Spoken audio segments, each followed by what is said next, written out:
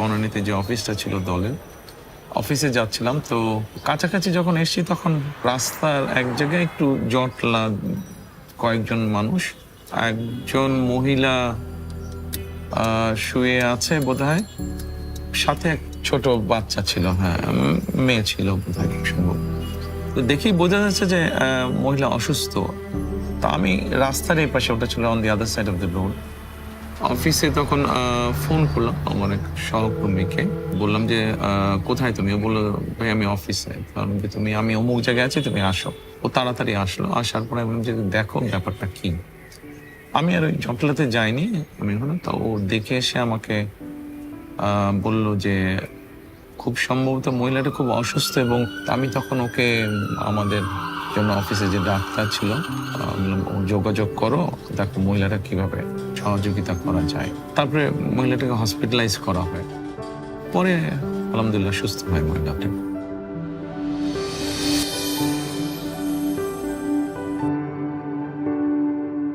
একটা কর্মসংস্থানের ব্যবস্থা মনে হয় করা হয়েছিল, যেখান থেকে মিনিমাম একটা তার ইনকাম হয়, যেখান থেকে সে মোটামুটি চলতে পারে।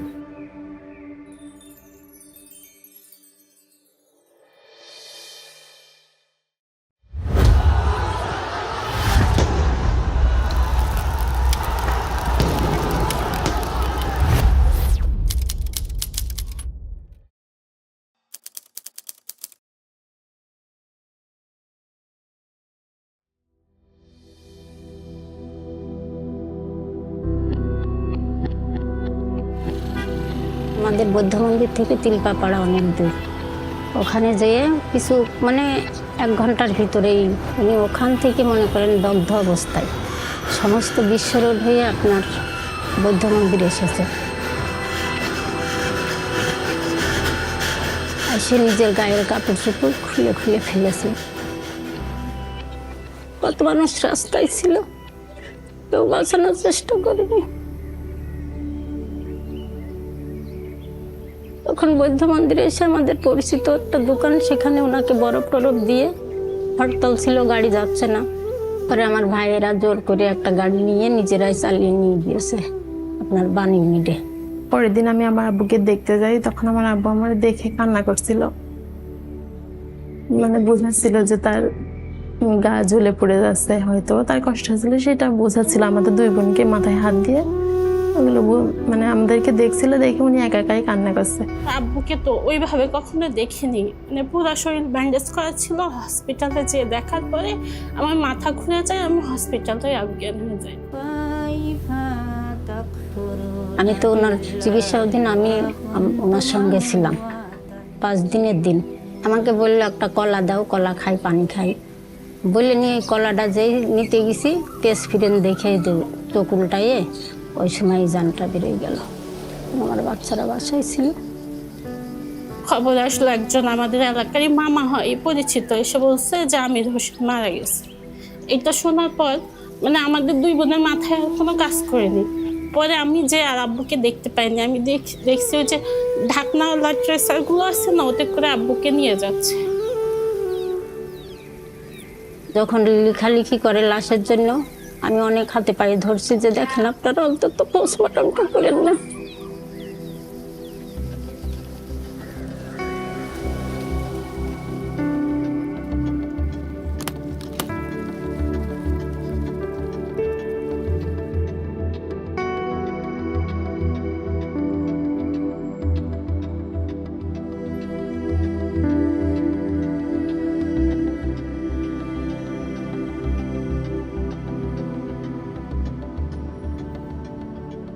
তখন পরিস্থিতি খুবই ভয়াবহ ছিল। আম্মু তো সংসারের কিছু ওইভাবে জানতো না।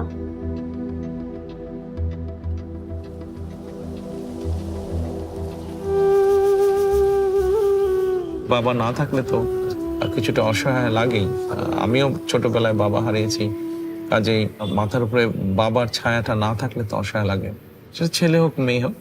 হয়তো আমাদের সামাজিক ব্যবস্থায় মেয়েদের জন্য বিষয়টা একটু বেশি কষ্টকর। যখন তাদের এরকম ঘটনাটা ঘটে, তারপরে থ্রু ডক্টর আমান আমরা হেল্প করতাম ফ্যামিলিটাকে। করে একদিন আমান ভাই আমার ওখানে যাই, যে বলে আপনার আমরা মাসে কিছু যদি অনুদান করি আপনি কি চলতে পারবেন? বললে আপনি কাউকে এই বিষয়টা কোনোদিন কেউ যাতে জানতে না পারে।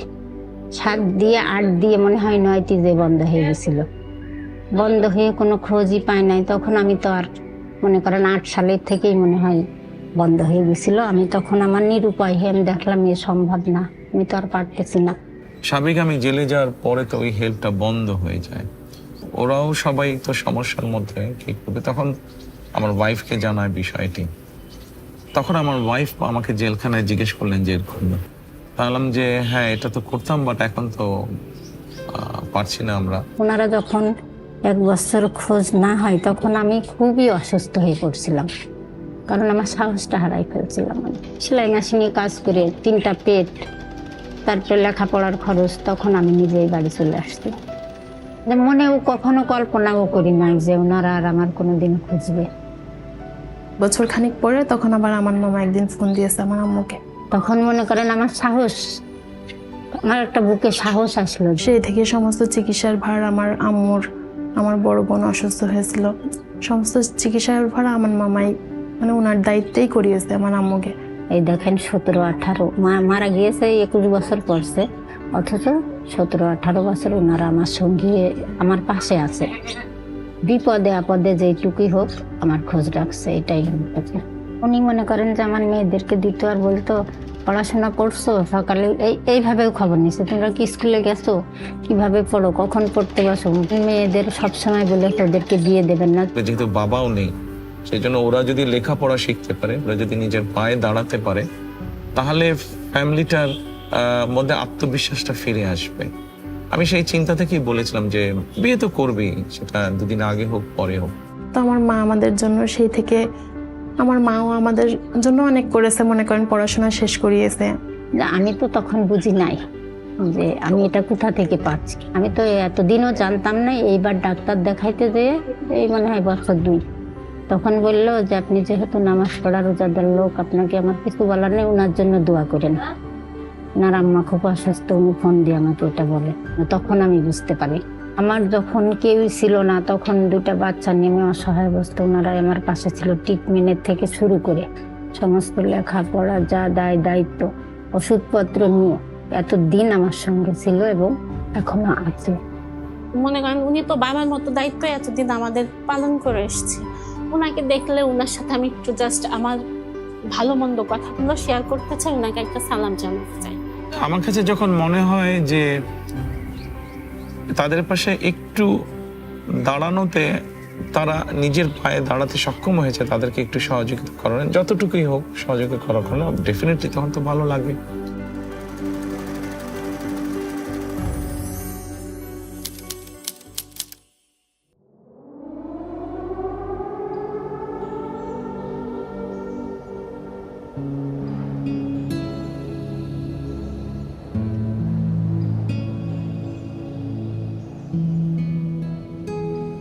সময়টা ছিল শীতের সময়। জেলখানায় আমার সাথে একটা ছেলে থাকতো। ওই ছেলেটা আমাকে এমনি কথায় কথায় বলছে যে জেলখানায় এরকম অনেক মানুষ আছে, গরিব মানুষ আছে, বিশেষ করে বয়স্ক মানুষ। মহিলাদের ক্ষেত্রে এটা আছে বেশি, পুরুষদের ক্ষেত্রেও আছে। অনেকে এরকম আছে যাদেরকে কেউ দেখতে আসে না, যাদের কোনো ফ্যামিলি তেমন আসে না, গরম কাপড় নেই এদের। জেল থেকে যে কম্বল দেয় ওই কম্বলই আছে, কিন্তু ওই কম্বলটা সারাক্ষণ আপনি শরীরে রাখতে পারবেন না। তো সোয়েটার নেই বা শল নেই। তা আমি ওর কথাটা শুনলাম, শুনে আমি চুপচাপ থাকলাম। তার বলার কিছু নেই, আর করার তো অবশ্যই তখন কিছু নেই। তো পরবর্তীতে কোর্টে ডেট ছিল আমার, তার কয়েকদিন পরে কোর্টে ডেট ছিল। কোর্টে গেলাম আমি। কোর্টে যাবার পরে আমার এক সহকর্মী, ওর নাম রুমন, তো আমি কাছে ডাক দিয়ে ওকে বললাম যে এক কাজ করো, কিছু মহিলাদের শলটা হলে একটা সুবিধা হয় কি, আর যেটা চাদর সেটা রাত্রে ঘুমোতেও পারে, বা দিনের বেলায় সেটা শীত লাগলে সেটা গায়ে জড়িয়েও ধরতে পারে। কিন্তু কম্বল তো সবসময় আপনি ব্যবহার করতে পারবেন না, এক্সেপ্ট ঘুমানোর সময় ছাড়া। কারণ যে পুরুষদের জন্য কিছু সোয়েটার এবং মহিলাদের জন্য কিছু শল তুমি একটু আমাকে এনে দাও, জেল অথরিটি ওনাদের কাছে তুমি পৌঁছে দাও, আমি ওনাদের সাথে কথা বলবো। তখন জেলে ডিআইজি ছিলেন একজন মেজর হায়দার। আমি রুমনকে বললাম যে তুমি ওনার কাছে পৌঁছে দিও, আমি ওনার সাথে কথা বলবো। পরে রুমন ওগুলা ওনার কাছে নিয়ে গেছিল, তবে আমি তার আগেই আমি যখন ফিরে আসলাম আবার জেলে নিয়ে আসলো আমাকে, তো ওনার সাথে ওই দিন কি পরের দিন বোধহয় আমার দেখা হলো। তখন আমি বললাম যে হায়দার সাহেব এরকম আমি শুনেছি এরকম, তা আমি কিছু এরকম গরম কাপড়ের ব্যবস্থা করছি, তো ওগুলা এসে পৌঁছলে আপনার কাছে দিবে, তা আপনি যদি একটু দেখে, আমি তো আর দিতে পারবো না, আপনি দেখে যদি সত্যি এরকম যারা নিডি তাদের কাছে যদি একটু এই জিনিসগুলো পৌঁছে দেন। তো পরে ওনারা দিয়েছিলেন, ওনারা পরে পৌঁছে দিয়েছিলেন।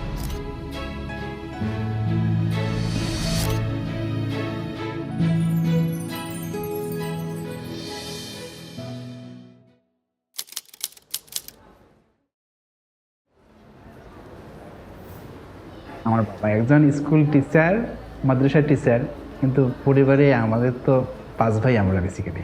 তো সেই সময় আমার বাবার জন্য এডুকেশন যে এক্সপেন্সটা সেটা ব্যয় করা বেশ কষ্টকর হচ্ছিল আর কি। আমার বাবা একজন কৃষক, আমার আরও 2টা বোন আছে, এর মধ্যে আমি মেডিকেলে চান্স পাই। আমার বাবা যেহেতু কৃষক, ওনার জন্যে এই 3 জনকে একসাথে এই যে এটার যে খরচটা এটা ক্যারি করা আসলে অনেক কঠিন ছিল।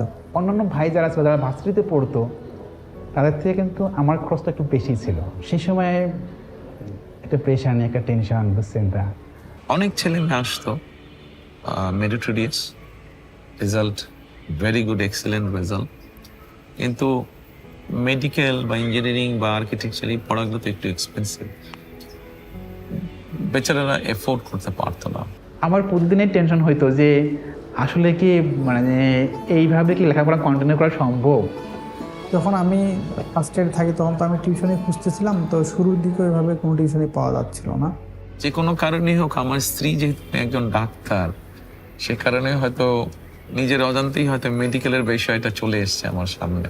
এই সময় আমার পাশে বিটু ভাই, এই ওনারা আমাদের সঙ্গে কমিউনিকেট করলেন আর কি, করলেন যে ওরা প্ল্যান করলেন, যে বললেন যে আমরা তো তোমার রেজাল্ট দেখেছি, তোমার সম্পর্কে শুনেছি, আমরা তোমাকে একটা স্কলারশিপ দেওয়ার জন্য সিলেক্ট করেছি। কিছু ক্রাইটেরিয়া ছিল আমাদের, রেজাল্টটা দেখবো আমরা, এবং তার মানে ফাইন্যান্সিয়াল ব্যাকগ্রাউন্ডটা সত্যি ডিজার্ভ করে কিনা, কারণ আমাদের তো রিসোর্স অল্প রিসোর্সের মধ্যে যেহেতু আমরা দিব, তো সেই জন্য আসলে সে ডিজার্ভ করে কিনা সেই সাপোর্টটা, তো ওটা আমরা চেক করতাম ভালো করে। এবং আমার পুরো ফ্যামিলিতে কোনো ডাক্তার নেই, আমাদের ফ্যামিলিতে কোনো ডাক্তার নেই বেসিক্যালি। তো আমি কিন্তু ফার্স্ট ডক্টর, তারা চাইতেন যে তার একটা ছেলে ডাক্তার হবে, আর আমিও বেসিক্যালি এটা আমি চাইতাম যে আমিও ডাক্তার হব। তো এই সময় যখন এই হেল্পটা যখন চলে আসলো, তো বাবার জন্য একটা মানে গ্রেট একটা রিলিফ হয়েছিল আর কি, অনেক বড় একটা রিলিফ হয়েছিল আর কি। পুরো মানে ফার্স্ট ইয়ার থেকে শুরু করে একদম ইয়ার পর্যন্ত, ফাইনাল ইয়ার পর্যন্ত, যতদিন আমি ইন্টার্নিতে না যাচ্ছি এবং ইন্টার্নের ভিতর না পাচ্ছি, এই সময়টা পর্যন্ত ওরা কিন্তু আমাকে ফুলি একটা ফাইন্যান্সিয়াল সাপোর্ট আমাকে দিয়েছে। তারা শুধু মানে ফিনান্সিয়াল সাপোর্ট দিয়েছেন ব্যাপারটা এরকম না, মাঝে মাঝেই আমার মানে পড়াশোনা কীরকম হচ্ছে, আমার রেজাল্ট কীরকম হচ্ছে, আমি কি প্রোগ্রেস করছি কি না, বা অন্য আনুষঙ্গিক কোনো প্রবলেম আছে কি না, আমাদের আর কি ধরনের সহযোগিতা প্রয়োজন, এগুলো সব কিছুই খোঁজখবর নিতেন। এখন বড় হয়ে গেছে, এখন ফুল ফ্লেজের ডাক্তার হয়েছে অনেকে, বিসিএস পরীক্ষাও মনে হয় দিয়েছে, কেউ বিসিএস পরীক্ষা দিয়েও আপনার মেডিকেলে জয়েন করেছে। তো আমাদের এই স্কলারশিপটা যে জনাব তারেক রহমান স্যার দিয়েছেন, মানে এটা কখনোই আমাদেরকে মানে ইনফর্ম ওইভাবে করা হয়নি। তখন আমি যেটা করছিলাম যে আসলে ফান্ডিং করা হচ্ছে, ডিটেলসটা আমাকে একটু বলা যাবে? তো ডিটেলস করে না, আপনাকে এটা স্কলারশিপ দেওয়া হচ্ছে, এখন ডিটেলস এত কিছু বলা যাবে না, আপনি নিতে থাকেন, আমরা আপনার সঙ্গে কমিউনিকেট করবো। এখন হয়তো কেউ কিছু হয়তো বা জেনেছে, বাট মোস্টলি জানে না। সব মিলে এটা আসলে একটা মানে মানুষের পাশে দাঁড়ানোর অসাধারণ একটা দৃষ্টান্ত। আজকে আমি মানুষকে সেবা করতে পারতেছি, এইটা সম্ভবই হইতো না যদি আমি ওই সময় আমার জার্নিটা কমপ্লিট করতে না পারতাম। একজন ডক্টরকে ডক্টর বানানো শুধু একটা মানুষকে উপকার করা না, এটা হাজার মানুষের উপকার করা। আপনি যখন একটা লক্ষ্য বা উদ্দেশ্য নিয়ে, ঠিক আছে, আপনি যখন একজনের পাশে দাঁড়াচ্ছেন, আপনার যতটুকু সম্ভব আপনার পক্ষে, এবং যখন দেখছেন যে আপনি যে উদ্দেশ্যে দাঁড়িয়েছেন এবং ওই মানুষটা তার লক্ষ্যে পৌঁছেছে, এটাতে ডেফিনেটলি আপনি ভালো ফিল করেন।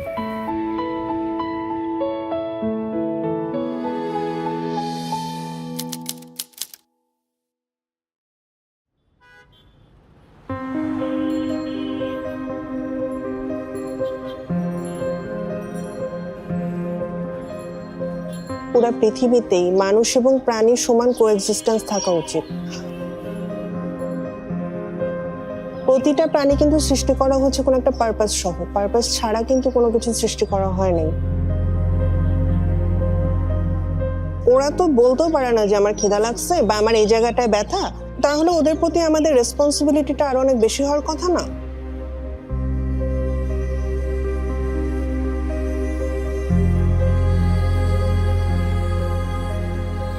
কিন্তু আমাদের মতো দেশগুলোতে যেটা হয় যে আমরা প্রাণীদেরকে একদম একটা সাইডে সরায় ফেলছি।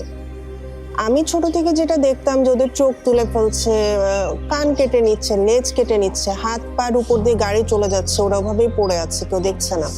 তো ছোট থেকে এই অবস্থাটা দেখতে দেখতে আমার ইচ্ছা ছিল আমি ওদের জন্য কিছু একটা করব।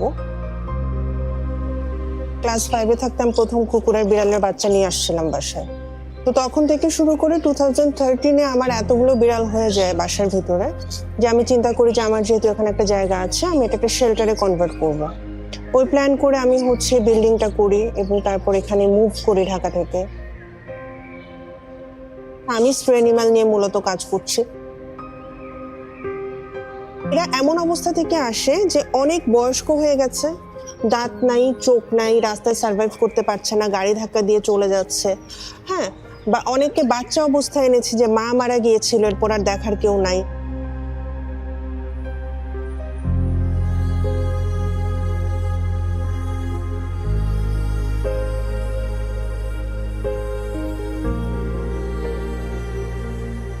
আমাদের এখানে অনেকগুলো আছে চোখে দেখতে পায় না, ওরা একটু এদিকে ওদিকে ঘুমায় থাকে, খুব একটা মুভ করে না। আর হাফ প্যারালাইজড অনেকগুলো আছে যারা ঠিক মতো হাঁটতে পারে না। তোরা রাস্তায় খাবার পাবে কিভাবে আর খাবে কিভাবে, যেখানে সুস্থ কুকুরে সার্ভাইভ করে না।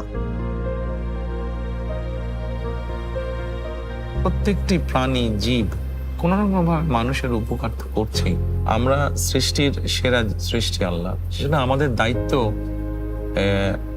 এই যে কোনো জীব প্রাণীর প্রতি যত্নশীল হওয়া। সোশ্যাল মিডিয়া অথবা কোনো বাংলাদেশি টিভি চ্যানেলে খুব সম্ভব দেখেছিলাম কোনো একটা প্রোগ্রামে যে ও বেশ স্ট্রাগল করছিল, মানে যেহেতু এই ধরনের স্ট্রে ক্যাট বা ডগকে নিয়ে এসে বিশেষ করে যারা ইনজুরিও হেল্প করে, কিন্তু ও ওরকম সহযোগিতা বোধহয় পাচ্ছে না। তখন আমি ঢাকায় আমার এক সহকর্মী বললাম যে একটু যাও তো, তুমি দেখে আসো তো কি বিষয়টা কতটুকু ঠিক বেঠিক বা সঠিক।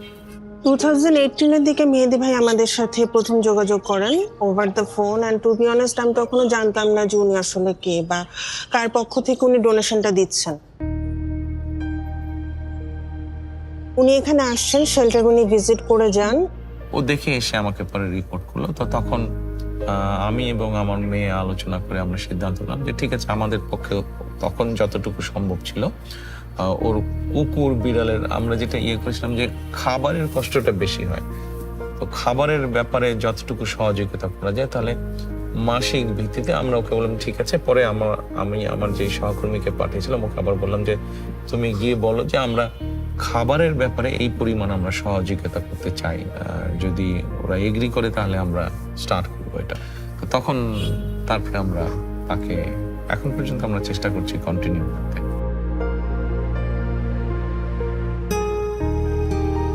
আমরা কোথাও কোনো ডোনেশন দিলে বা ফান্ড দিলে আমরা চাই যে আমাদের নামটা হোক, আমাদের নামটা সামনে আসুক। তো এত বছর ধরে যে উনি হিডেন থেকে আমাদের হেল্পটা করে গেছেন, এটা খুবই অ্যাপ্রিসিয়েটেড একটা জিনিস। এবং আমি যখন জেনেছি জিনিসটা খুব অবাক হয়েছি। ওনারা যে উদ্যোগটা নিয়েছে এটা তো আগে নেওয়া হয়নি। তো শুধু ফান্ডিং দেওয়া বলে না, একটা অ্যাম্বুলেন্সের উদ্যোগ নেওয়া হয়েছিল, ওনাদের একটা অ্যানিম্যাল ওয়েলফেয়ার অ্যাসোসিয়েশন করা হয়েছে। আমাদের কিন্তু অ্যানিম্যাল ওয়েলফেয়ার ডিপার্টমেন্ট বলতে কিছু নাই। তো এটা ওনারা যে শুরু করেছেন এটা তো ফার্স্ট, এটা অবশ্যই মানে একটা মাইল ফলক আমাদের জন্য। অন্তত একটা জীব হিসেবে যদি আমরা কিছুটা হলেও সহানুভূতিশীল হই এই সৃষ্টিগুলোর প্রতি, শুধু জীবজন্তু কেন, গাছপালা, আমাদের আশেপাশে যে গাছ আছে, গাছপালা সবকিছুর প্রতি, তাহলে আমরা যেরকম একটা সুন্দর পরিবেশ, সুন্দর সমাজ, সুন্দর রাষ্ট্র, সবকিছুই একটু হলেও সুন্দর করে গড়ে তুলতে পারবো। তো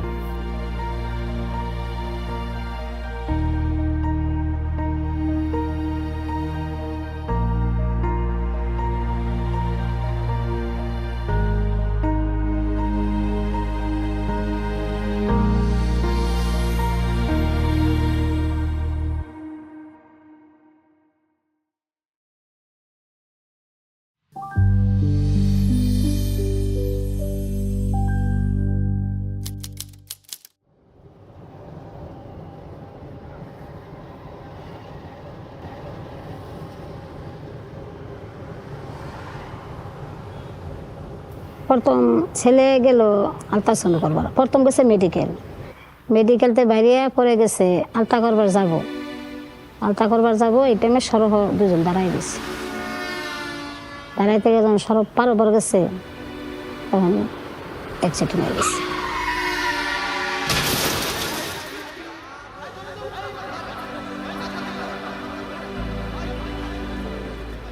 দৌড় করে গিয়ে দিয়ে একটা সিএনসি খারাপ হল, সিএনসিটা খারাপ করে টান দেয় উইটা পড়লাম,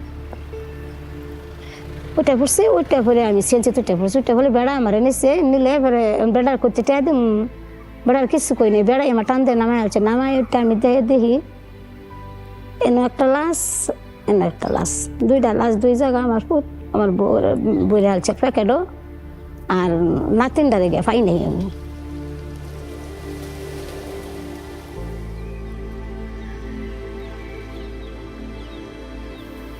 আবুর মাথা এখানে ছিল না, সব মাথাটা ছিলান ছিল, মাথা এলে গেছে, আব্বার মুখ দেখা গেছিল না, আব্বারে চেনা গেছিল না।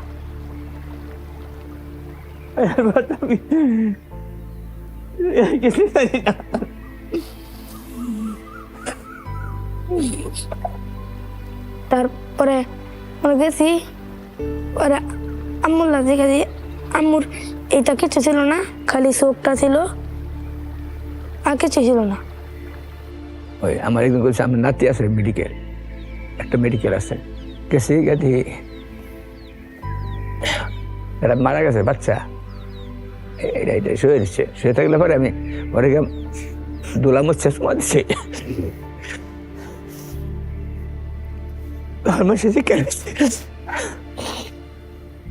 মারা গেছিল সঞ্জিদা, 3 বছর বয়স, 5 ছোট ছিল হয়।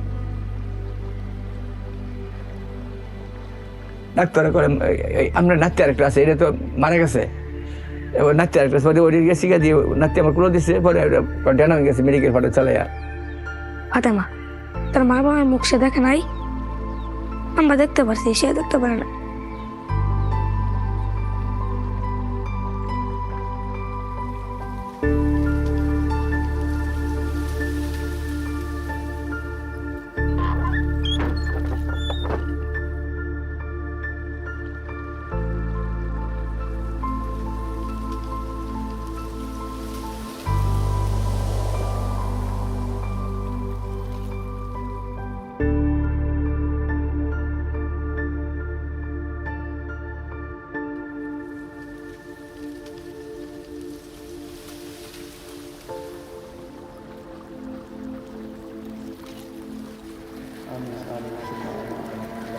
কয়েক বছর আগের ঘটনা, পত্রিকায় দেখে আমি জেনেছি ঘটনাটা। মাটা মারা যায় কিন্তু বাচ্চাটা ভূমিষ্ঠ হয়েছিল, বাচ্চাটাকে এতিমখানায় দিয়ে দিয়েছিল। আর্নিং সোর্স তো বাবা ছিল, বাবা মা দুজনেই মারা গিয়েছে, ওরা কয়েক ভাই বোন। দাদা দাদির সাথে খুব সম্ভব থাকে, এবং দাদা বা দাদির বোধহয় একজন প্যারালাইজ বোধহয়। আমরা তো এমনি অসুস্থ মানুষ, এরপরে আমি কাম কাজ করতাম আগে, তখন তোর করার হয় না, করলে অসুস্থ হয়ে যাই, এরকম বড় বড় কাম করছি, তখন পুত মরার পরে তো আস্তে আস্তে এমনি অসুস্থ হয়ে গেছি। তখন আমি চিন্তা করে দেখলাম যে ওদেরকে যদি আমরা অর্থনৈতিক সহযোগিতা দিই, এমনও হতে পারে যে আশেপাশে হয়তো এমন মানুষ থাকতে পারে যারা কোনোভাবে তাদেরকে এক্সপ্লয়েট করে হয়তো অর্থনৈতিক সুবিধাটা সরিয়ে ফেলতে পারে। মানে দিচ্ছি আমরা তাদেরকে সহযোগিতা করার জন্য, কিন্তু হয়তো তারা বেনিফিটটা পাচ্ছে না, কেউ হয়তো সেখান থেকে সেটা সরিয়ে দিবে। তখন আমি ডিসাইড করলাম যে let us do something different. আমি বললাম যে ওদের সাথে বসো, কথা বলো, এসেনশিয়াল ফুড আইটেম কি পরিমাণ লাগে ফ্যামিলির এই কয়জনের মাসে। তখন মোটামুটি একটা এস্টিমেট করা হলো যে এই অ্যামাউন্ট চাল বা ডাল বা তেল বা চিনি বা নুন এগুলো লাগে। তখন আমি বললাম যে ঠিক আছে, তাহলে এখন থেকে আমরা তাদেরকে এই এসেনশিয়াল ফুড আইটেমের সাপোর্টটা দেবো। হয়তো আল্লাহ রহম করছে, আমি এটার উপায় আছেন, ভিক্ষা ছাড়া উপায় আছেন, আমার তো কিছু করার নাই। তো আলহামদুলিল্লাহ এখনো আমরা কন্টিনিউ করছি। আজকে বেশ কয়েক বছর হয়ে গেল, বাচ্চাগুলো বড় হয়েছে। মাঝে মাঝে আমি ছবিতে দেখি ওদেরকে, আমি বলি যে ছবি পাঠাও আমাকে, ছবি দেখবো আমি, তোমরা যে দিচ্ছ জিনিসগুলো I want to see that. ওটা দিয়ে আমরা যখন আল্লাহর রহমতে আমরা চলতেছি, দেখাউন্ডা চলে যাবে ভাই, আমার 1 মাস আল্লাহ চলে। বড় চালাইতেছে। আর রাইতে চুরি হয়ে যায়, রাইতে 10টা-11টা বাজে খাউন দিয়ে আইছি। কি করি? কি কষ্ট কষ্ট হয়ে গেছে, অনেকদিন কষ্ট হয়ে গেছে। কষ্ট গেছে, এটা আমি হয়তো বুক করছি, অনুভব করছি যে রাইতে 10টা, 8টা, 9টা, 10টা চুরি হয়েছে, খাওয়া গেছে। তার খাউন বন্ধ দেয় নাই, প্রত্যেক মাসে খাউন দিয়ে গেছে। 1 মাসও মিস খাওয়ান দিচ্ছে। মেঘ বৃষ্টি খাউন দিয়ে গেছে। যারা এই কাজগুলো করতে পছন্দ করে, যারা চায় এরকম করতে, পাশে গিয়ে দাঁড়াতে, দলমত নির্বিশেষে, এরকম অনেক মানুষকে আমরা চেষ্টা করেছি তাদের পাশে গিয়ে দাঁড়াতে, যারা আমাদের দলই করে না, আমাদের দলের সাথে যাদের কোনো সম্পর্কই নেই, বাট মানুষটা অসহায়, তার একটা সহযোগিতা বা সাহায্য প্রয়োজন, করেছি আমরা। ধন্যবাদ, মানে লাখ লাখ শুক্রিয়া, তাকে ভাষায় প্রকাশ করার মতো না। এবং নিজে উপকারটা যা করছে আর কি, এটা আমার বাসায় করার মতো কোনো ইয়া নাই, বলার মতো কোনো ভাষা নাই।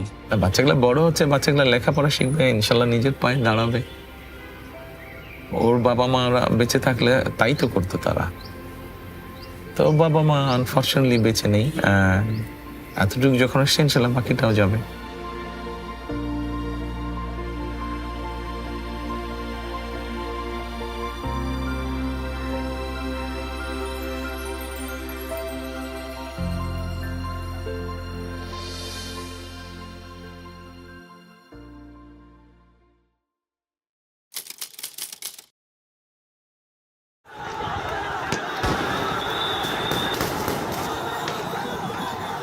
পাঁচ তারিখে আমার ছোট বোন আম্মার বাসায় গেছে, তখন আমরা রাজকোনাতেই থাকি। তো আমরা খবর দেখতেছি আমার ছোট বোন ও নাচতেছে, মানে শেখ হাসিনা পালাইছে এটা দেখে ও ওই খবর টবর দেখলো। 4টা বেজে গেছে, ওর ফ্রেন্ডরা ফোন দিতেছে নিচে নামার জন্য। তো ও চলে যাইতেছে পরে আমাকে বলতেছে আম্মু আমি যাই। আমি কইছি আব্বু যেখানে যাও সন্ধ্যার মধ্যে চলে আসো, আম্মু তুমি টেনশন করো না, আমি চলে আসবো। তো নিচে যে 2 বন্ধুর সাথে চলে গেছে। 7:12 আব্দুল্লাহকে 2বার ফোন দিছি, ধরে নেয়। 7:19 আবার ফোন দিছি, 2বার ধরে নেয়। 3বারের মাথায় ও ধরছে। 36 সেকেন্ড ওর সাথে আমার কথা হয়েছে। সালাম দিয়ে শুধু বলছি বাবা তুমি কোথায়? ও বলছে আম্মু এয়ারপোর্টের মাথায়। বলছি বাবা আজান দিচ্ছে, সন্ধ্যা হয়েছে না, আম্মু আধা ঘন্টার মধ্যে আসতেছে। 8:10 একটা আননোন নাম্বার থেকে ফোন আসছে, রিসিভ করতে করতে কেটে গেছে। আবার উনি কল দিছে। উনি শুধু ফোন দিয়ে বলছে আব্দুল্লাহর আপনি কি হন? আমি বলছি আব্দুল্লাহর মা। কেন, কি হয়েছে?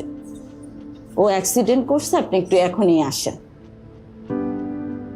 আমি শুধু ওনাটা নিয়েছি আর আমার ব্যাগটা নিয়েছি আর মোবাইলটা নিয়েছি। তো এর মধ্যে আবার উনি ফোন দিছে আছে আপনি তাড়াতাড়ি না আসলে ঢাকা মেডিকেল পাঠিয়ে দিবে। ওনার এই কথা শোনার পর আমি মোটামুটি যে আব্দুল্লাহর হয়তো গুলি লাগছে, রাস্তায় বেরোনোর পরে আমি বুঝি।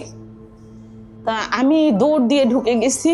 ঢুকে ও একটা কফি কালারের টাইস পরা, ওর চেহারা তো ঢাকা, ওর পায়ে সাদা সুতা বাঁধা দেখে আমি বুঝে ফেলছি যে আমার বাবাটা নাই। তা আমাকে ঢুকতেই দিতেছে না।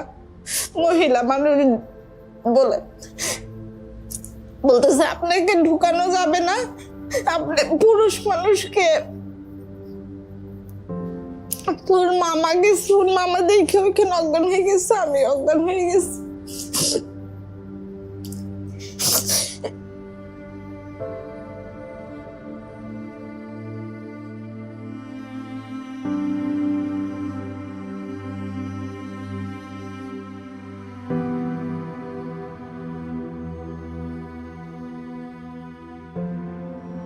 আব্দুল্লাহ হসপিটালে যাওয়ার পর শুধু 3-4 বার বলছে আমি বাঁচবো না, আমার আম্মাকে ফোন দেন, আমার আম্মু আসলে আমি ঠিক হয়ে যাবে, এবং ও আমার নাম্বারটাই দিছে।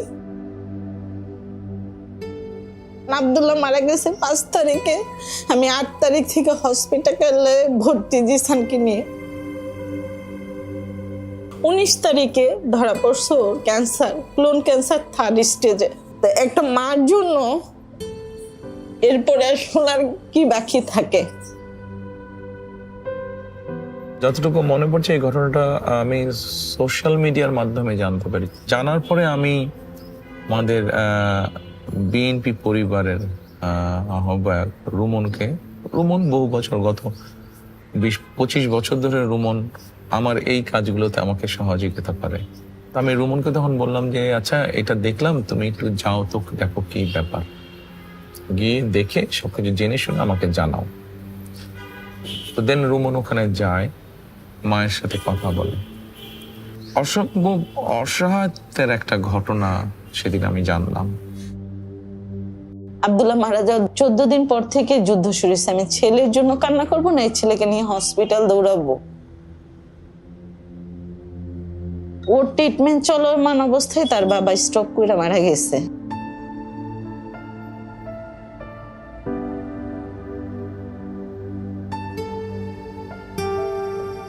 দিন শেষে আমার ছেলের জন্য আমি, আর আমার জন্য আমার ছেলে, আসলে আমরা অনেক একা।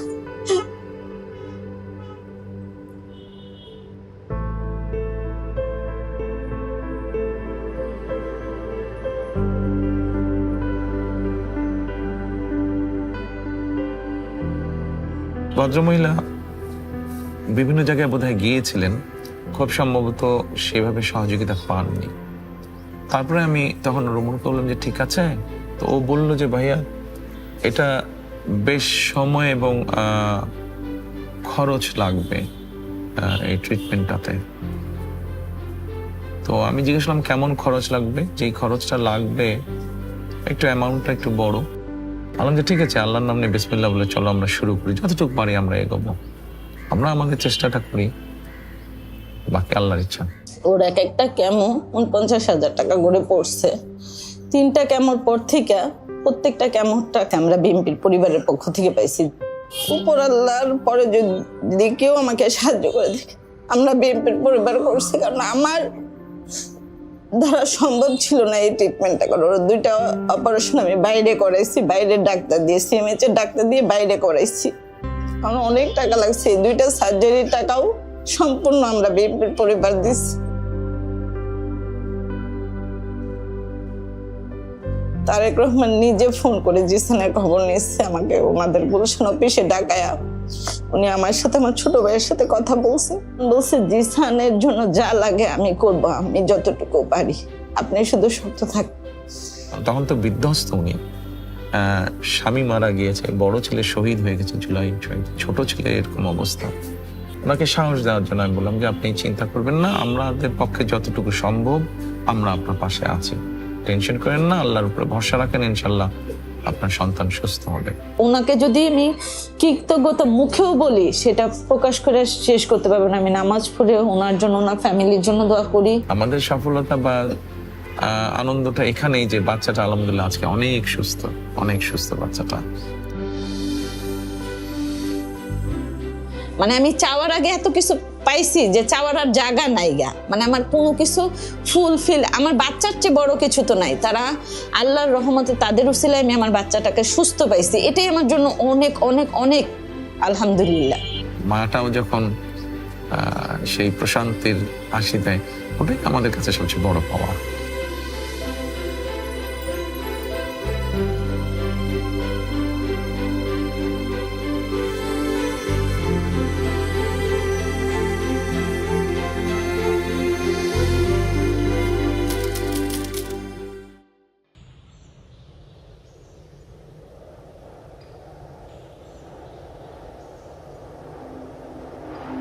তিনটে বোন আমরা, আমাদের ভাই নেই। বোনেরা বাপ থেকে মামা বাড়ি থেকে বিয়ে হয়েছিলেন, তারা বিকে যাচ্ছিল। যখন বাচ্চা হয়েছে তখনই এর বাপ যশোর যেতে, তখন আর কাকের কাছে জিজ্ঞেস করিলাম, যে বাপ কোথায়, তখন বলছে যে যশোরে থাকে।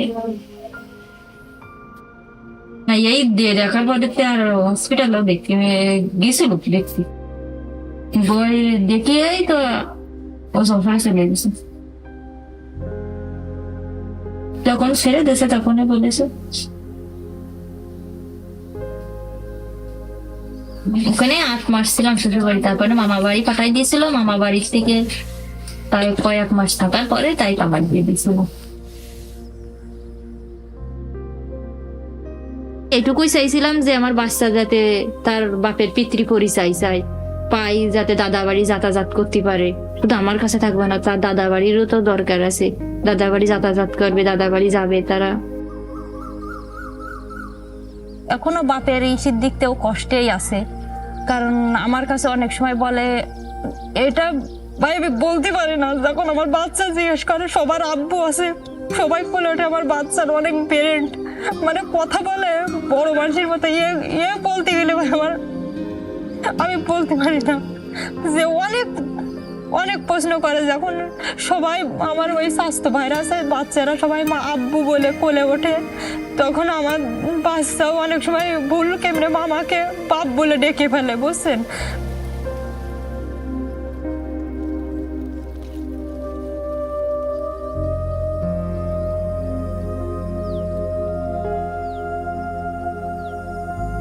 অনেক কষ্টে ছিল, বাচ্চাটাও অনেক কষ্টে ছিল, আমার সাথে অনেক না খেতে গেছে বাচ্চাটাও। ওষুধ মনে করেন সবসময় আমারও ডাক্তারের কাছে রাখতে হয়, একটার পর একটা হতেই থাকে, একটার পর একটা হতেই থাকে, বেশিরভাগ ও ডাক্তারের কাছেই থাকে।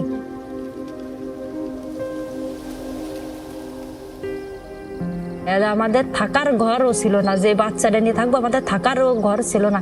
এইখানে একটা ভাঙ্গাচোরা একটা টালির ঘর ছিল, মানে মনে অবস্থা যে রাত থাকার মতো না।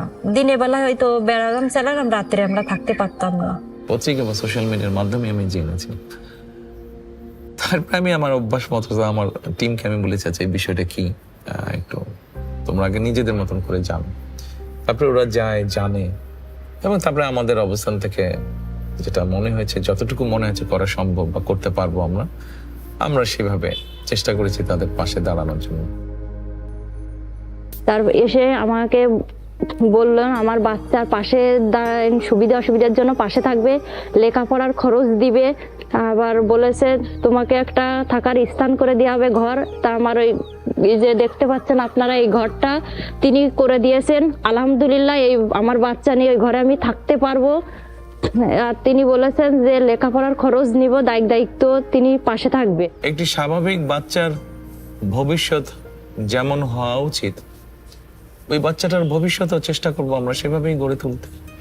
বাচ্চাটা এখন ছোট আছে, কয়দিন পর একটু বড় হবে, যখন স্কুলে যাওয়ার বয়স হবে ও স্কুলে যাবে ইনশাল্লাহ, শিক্ষা গ্রহণ করবে। এক সময় তার যেই যোগ্যতা আছে, মেধা আছে, সেটার ভিত্তিতে সেইভাবে সে এগিয়ে যাবে। হ্যাঁ, তারেক রহমান তিনি মানে আমাদের কষ্ট বুঝেছেন, যে তিনি একটা আসলে আমার কাছে মনে হয় তিনি একটা মহান মানুষ, যে আমাদের পাশে দাঁড়াইছেন, যে গরিবের পাশে দাঁড়াইছেন। তার শুভাকাঙ্ক্ষী হিসাবে আমরা যারা আছি, আমরা যতটুকু পারি তাকে সহযোগিতা নিয়ে তার পাশে দাঁড়াবো, তার সাথে থাকবো।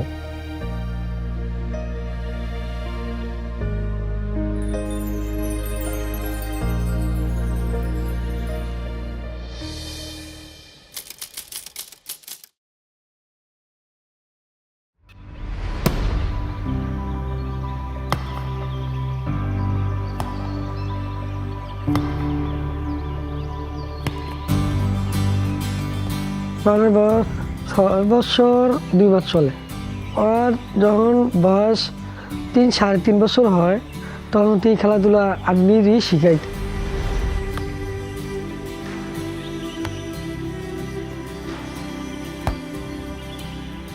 সর্বপ্রথম আমার শ্বশুরি একটা বল দিয়েছিল প্লাস্টিকে, মানে তাই সে ছোট ছিল, একটা হাঁটা শিখছে, ওই সময় একটা প্লাস্টিকের বল এনে দিয়েছিল। ওই থেকে মানে বল হাতে নেই, ওই খেলতে লাইতে পরে হ্যাঁ বাবা একটা বল এনে দিছে। আমার দোকানের সামনে আমি ফজর নামাজ পড়ি, ডেলি শিখাইতাম, অন্তত 1 থেকে 1.5 ঘন্টা। যখন 2-5-6 মাস খেলা শিখছে, তখন দেখি নিজেই সেতুভাবে আরও কয় আব্বা বল খেলতে জায়গা, হ্যাঁ খুব আগ্রহ। তখন দেখলাম আস্তে আস্তে যেটা শিখেই আল্লাহ দিলে সেটাই দেওয়া শিখে। বা শিখতে চেষ্টা করে, তখন আমি বুঝছি না আস্তে আস্তে মোটামুটি ভালো একটা কিছু করবে। আমাদের এলাকায় অনেক পোলাপাইন আছে, মোবাইলে ভিডিও করে টুরা প্রথম ইয়া করছে, পরে চ্যানেল আছে না, চ্যানেলে আসলো, সবাই আইসা এটা ভিডিও টিডিও করে ভাইরাল করছে।